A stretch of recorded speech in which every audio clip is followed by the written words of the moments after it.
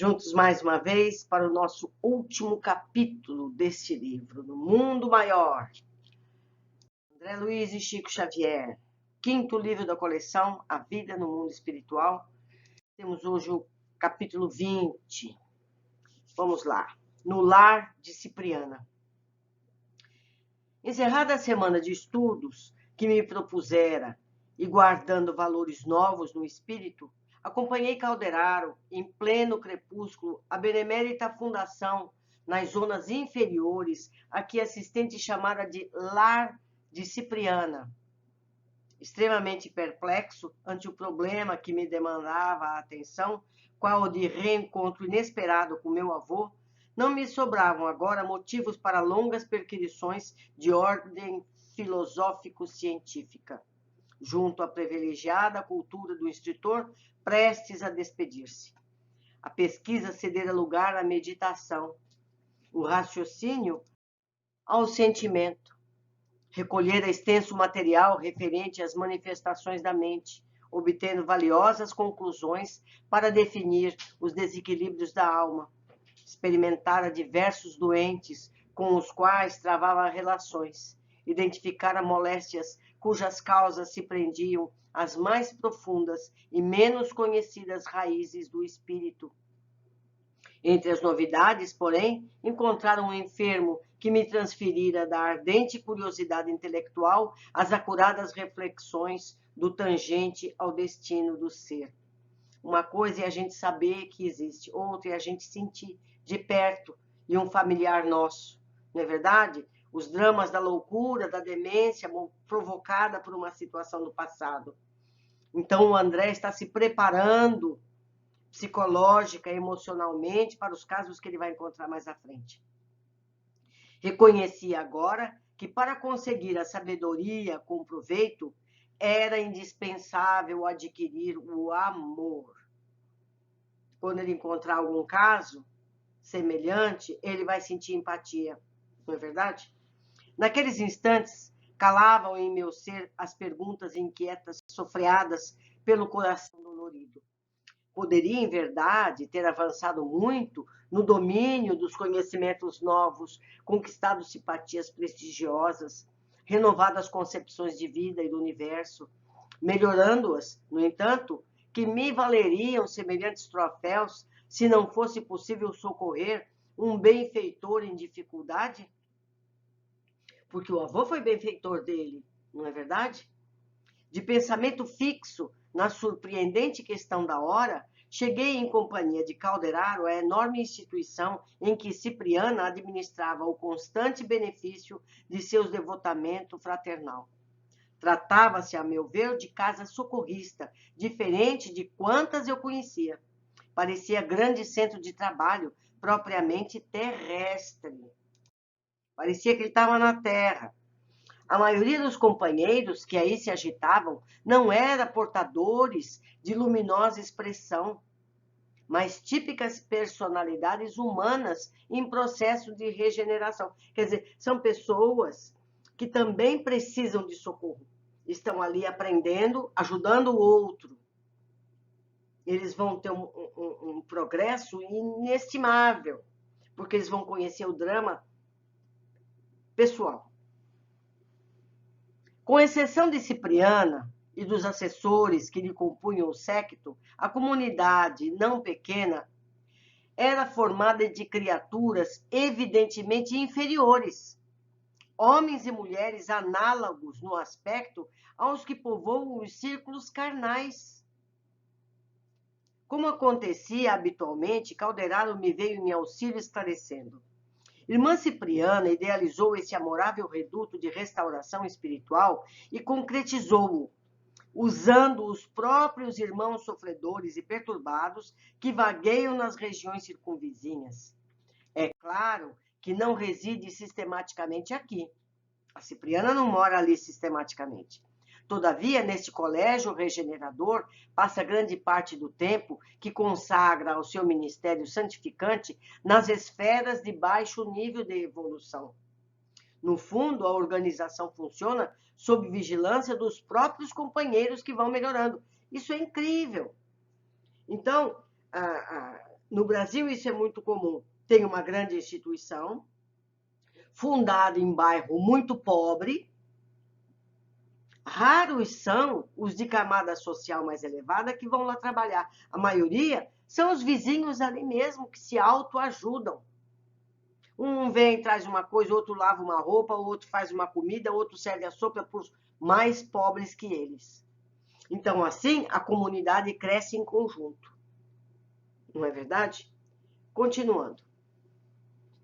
Trata-se, pois, de importante escola de reajustamento anímico, de autorreconhecimento e de preparação para indivíduos de boa vontade. Nossa benemérita amiga iniciou a obra e tornou-se-lhe provedora fidelíssima. Contudo, o Instituto é de região inferior para criaturas que desejem melhorar suas condições de existência. O educandário de trânsito, ou seja, não é permanente ali, sob a ação direta dos que dele colhem proveito, passou destarte a valioso núcleo de instrução e de amparo. Individualidades libertas da carne, em penosas condições íntimas, nos setores do conhecimento, aqui recebem precioso concurso, a fim de readaptarem convenientemente a vida. Então, é como se fosse uma escola, onde os próprios moradores dão aulas dentro dessa escola. Não é? Todos têm um elo em comum. Grupos diversos, de mediana condição, dirigiam-se para um edifício ao centro de vastíssima organização, do qual adivinhei o templo votado à prece. Muitos companheiros se encaminhavam céleres, conversando ao nosso lado. Havia ali tanta gente alegre e tanta gente preocupada como em qualquer via pública de qualquer cidade do plano denso. Tive a impressão de que visitávamos enorme universidade, situada em clima sombrio. Embora, quanto ao aspecto, fossem distintos entre si, quer os pequenos, quer os numerosos ajuntamentos de irmãos que aí se moviam, eram idênticos uns aos outros pela nota viva de esperança, que todos luzia no olhar percussiente. Quantos se nos deparavam, exibiam atitude iniludível de trabalho e de renovação. Ainda mesmo os aleijados, os doentes que aí estacionavam, em grande número mostravam disposições de otimismo transformador. Que lugar incrível, não é mesmo? A venerável instrutora, prosseguiu Benévolo, o assistente montou aqui verdadeira oficina de restauração do espírito. Antigos expoentes do orgulho, que entre os homens se ingriponavam na vaidade e do crime, depois de bastos anos de purgação, e ao demonstrarem propósitos reedificantes, são recolhidos nesta casa, onde reorganizam sentimentos e cabedais a caminho do porvir. Quer dizer, o Cláudio vai se transformar aí em um agente de progresso.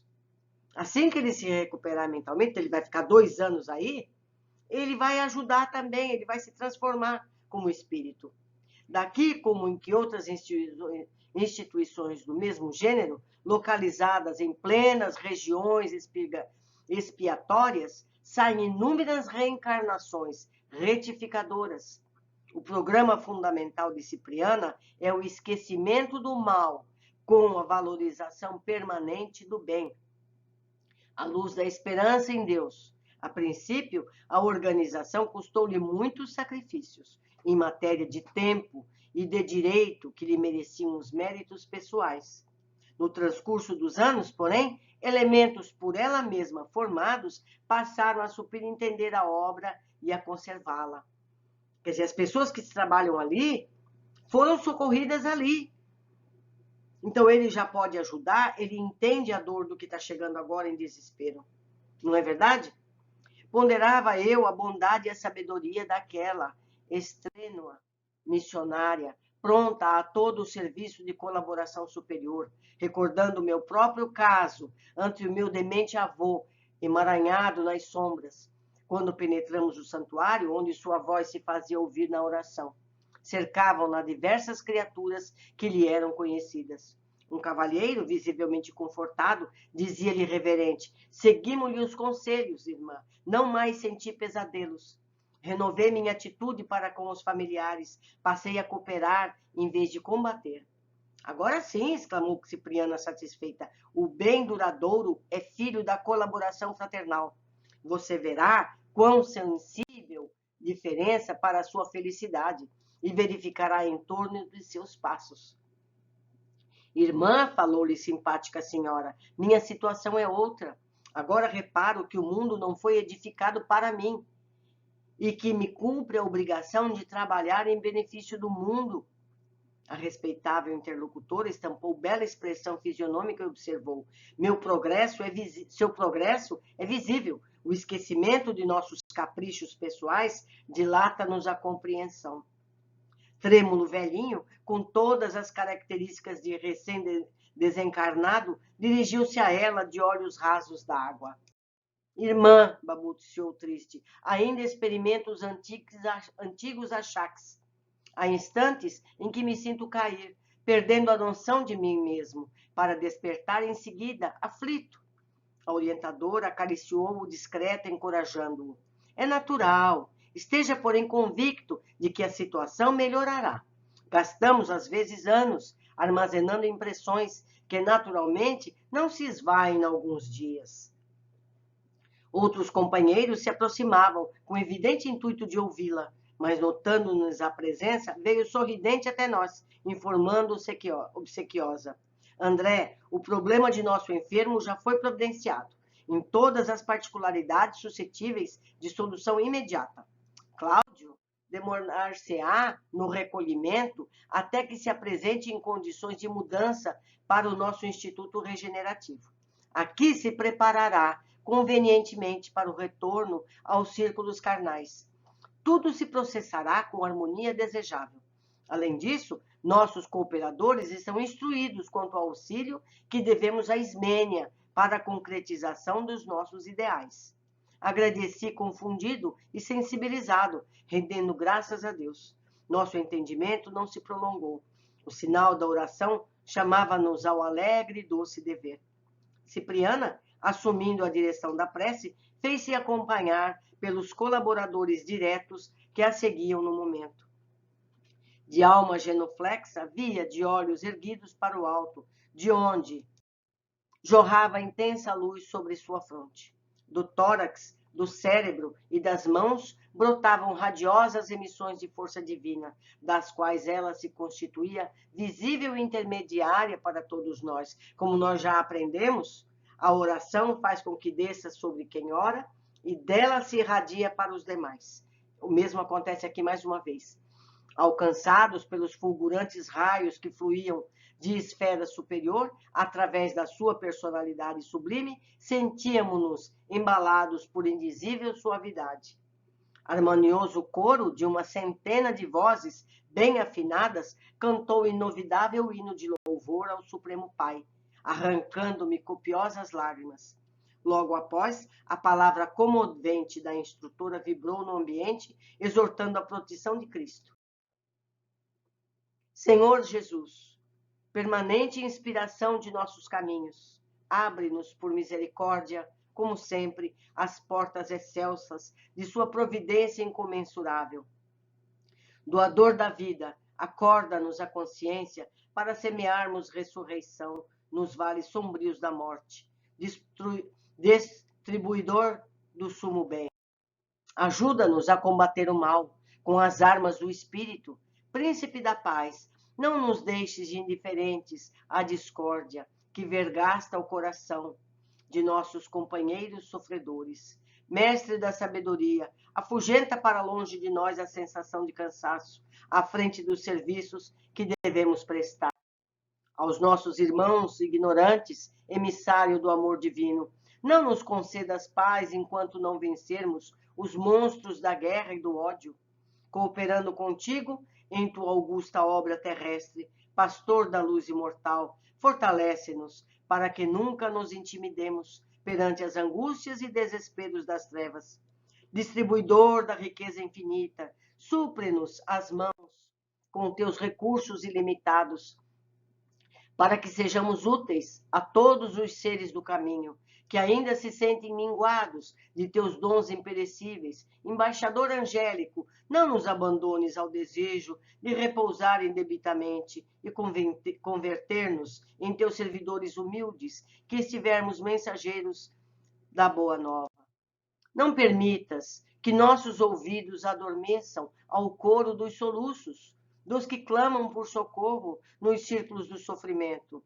Companheiro da eternidade, abençoa-nos as responsabilidades e deveres. Não nos relegues à imperfeição, de que ainda somos portadores. Dá-nos, amado Jesus, o favor de servir-te, e que o Supremo Senhor do Universo te glorifique para sempre. Assim seja. Fizera-se resplandecente o recinto do santuário. Vi então, através do espesso véu de lágrimas que me assomavam os olhos, de maravilhosa coroa de brilhantes evanescentes cintilou, por instantes, na cabeça venerável daquela missionária do bem, como se ali fora instantaneamente colocada por mãos invisíveis. Encerrada a reunião, Cipriana, com admirável simplicidade, veio despedir-se de mim. Por que não dizer, tinha meus olhos velados de pranto. Desejava segui-la como filho reconhecido para sempre. Tais a sabedoria e o amor que lhes transbordavam do espírito glorificado. Calderaro foi o primeiro a abraçar-me, fazendo votos de boa viagem, a que não pude responder, sufocado pela intensa comoção.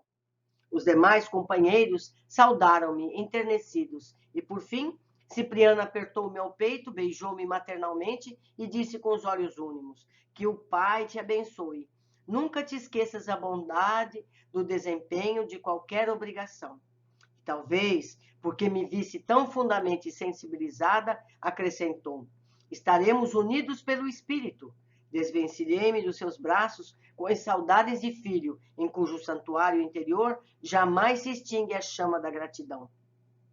De volta agora aos trabalhos que me aguardavam, solitário e comovido, aspirei os perfumes da noite clara, que se povoava de prodigiosas mensagens dos astros coruscantes. Misericordioso Senhor, supliquei mentalmente, digna-te abençoar o verme que sou eu. Tive a impressão de que meu coração pulsava, túmido dentro do peito. À frente dos meus olhos faiscavam constelações, indicando gloriosos destinos no futuro infindável. Ponderando em silêncio a grandeza de Deus, verti copioso pranto de júbilo, dando guarida a intraduzíveis sensações que me invadiam a alma, extasiada e feliz sobre nova esperança. Que lindo, né? Beleza. Vamos às observações do nosso último capítulo.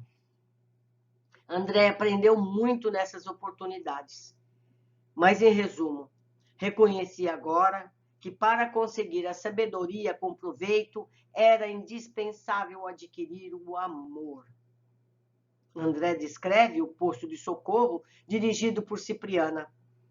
Com exceção de Cipriana e dos assessores que lhe compunham o séquito, a comunidade não pequena era formada de criaturas evidentemente inferiores, homens e mulheres análogos no aspecto aos que povoam os círculos carnais. Irmã Cipriana idealizou esse amorável reduto de restauração espiritual e concretizou-o usando os próprios irmãos sofredores e perturbados que vagueiam nas regiões circunvizinhas.